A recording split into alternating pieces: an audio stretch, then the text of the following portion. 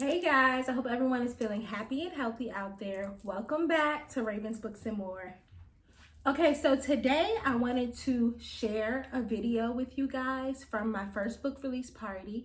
In the video, my cousin Renee, she's going to open the floor for me to speak, and I'm going to basically kind of give a speech to my audience, and I'm going to briefly explain to them, the story behind writing my story, the reasoning behind writing my story, and I'm also going to recite a poem that I wrote called Love Trap.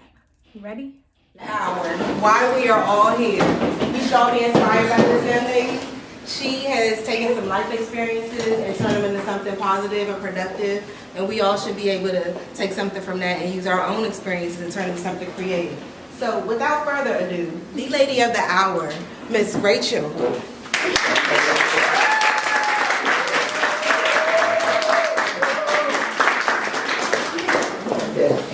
I'm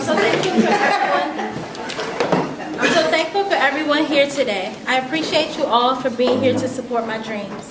It was bittersweet is my heart written out on paper. My diary turned into a self-motivation novel.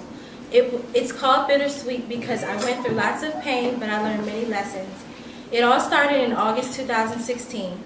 To be honest, it wasn't supposed to be a book or a novel. I was just crying and writing out my feelings one day, and I realized that it would make a great book. It turned into a novel because it was over 2,000 pages as one book. I wrote about heartache and hardships that affected me deeply and changed my life completely.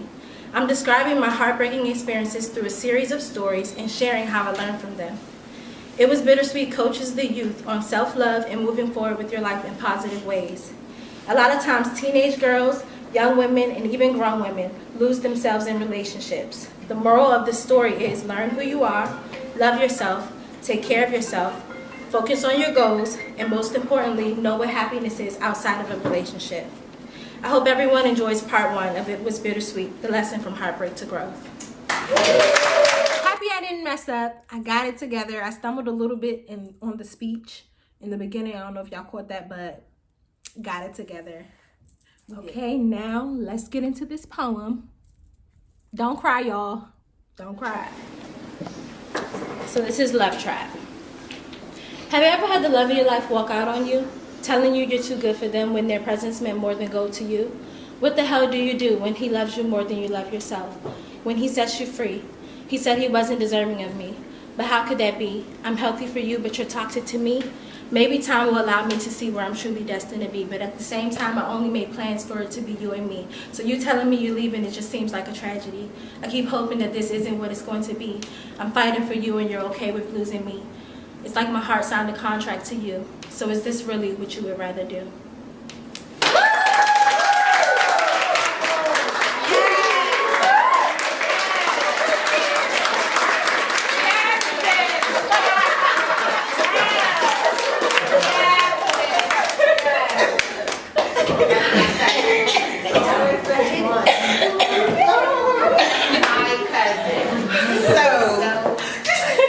Inspire y'all. Thank y'all for coming again. I did great.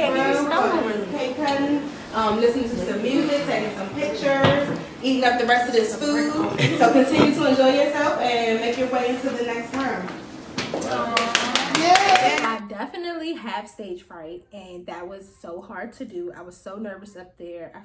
I felt like my knot in my throat, then it went to my stomach, then it went to my butt. Like, I was so nervous, but I was so happy that I didn't mess up. Now I want to talk to you guys a little bit about the poem that I wrote called Love Trap.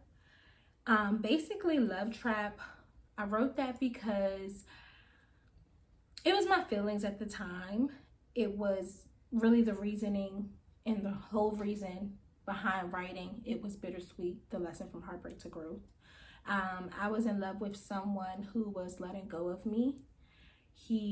My ex-boyfriend basically told me that, he wasn't the one for me. He's not a good guy, all these things. And I didn't really understand that, because back then it was like, I felt like if you love a person, the way you say you do, you'll change for them, you'll be better for them. But in reality, we can't go around expecting people to change for us. We can't change people. Everybody's their own person, and you can't change anybody. So it's kind of like if you fell in love with that person, when they were that person, whatever they're showing you, you know what I'm saying, that's who you fell in love with. Now, if they change, that's different, you know, and Ace kind of did change. It was like a light switch, you know, but he was talking about all the things, you know, that he covered up, you know, in our relationship, and, you know, it was just a whole life change. Like,